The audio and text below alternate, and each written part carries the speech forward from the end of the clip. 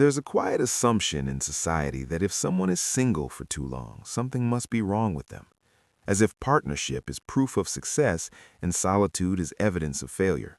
But real life doesn't work that simply. In fact, when you look closely, many people who remain single for long periods aren't lost at all. They're often the most aware people in the room. Some people stay single because they're selective in a way that isn't loud or dramatic. They don't reject connection, they reject emptiness. They've learned the difference between companionship and closeness, between being wanted and being understood. And once you've felt the loneliness of being with the wrong person, being alone doesn't feel like the worst outcome anymore. Waiting becomes an act of self-respect. These people understand something many don't. A relationship doesn't automatically bring peace. Sometimes it takes it away. So they protect their inner calm carefully. They know what overstimulates them, what drains them, and what helps them feel like themselves again. Their peace isn't fragile, but it is valuable, and they won't trade it just to fit into a social expectation. Not everyone who is single arrived there by choice. Some were changed by loss, betrayal, or relationships that quietly reshaped how they see trust. When someone has had to rebuild themselves from emotional rubble, they don't rush back into attachment. They move slowly. They ask better questions. They notice red flags they once ignored. Healing teaches patience, and patience often looks like distance to people who don't understand it. There's also a truth few people like to admit. Many single people are genuinely content.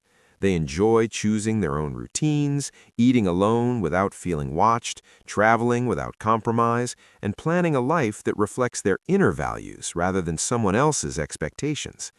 This isn't loneliness, it's autonomy. It's the freedom to decide how energy is spent and where attention goes. People who stay single for longer periods tend to think in longer timelines. They're not chasing attention that fades by morning. They're not interested in validation that costs their self-respect. They're willing to be bored for a while if it means not being empty later. Depth matters more to them than excitement, and meaning matters more than momentum. Their standards didn't come from fantasy or idealism. They came from observation, from watching relationships built on control, jealousy, emotional absence, or fear of being alone. They've seen what happens when people choose comfort over compatibility. And instead of repeating those patterns, they choose to pause, to wait, to do it differently. For many, being single isn't avoidance, it's focus. They're building something, a career, emotional stability, creative work, or a version of themselves that feels solid enough to share one day. They understand that the right connection won't interrupt that growth. It will fit into it naturally. Until then, their future matters more than filling space.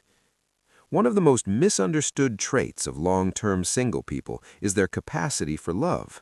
Many of them love deeply. That's precisely why they don't love easily.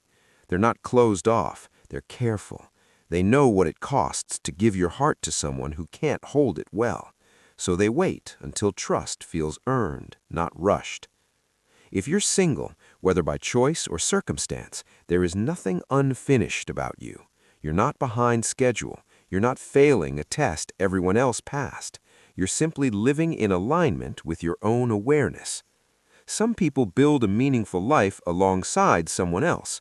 Others build it first and let connection come later, or not at all. And both paths are valid. Sometimes the most mature decision isn't choosing someone, it's choosing yourself long enough to know who you really are. If this felt familiar, you already understand why it matters.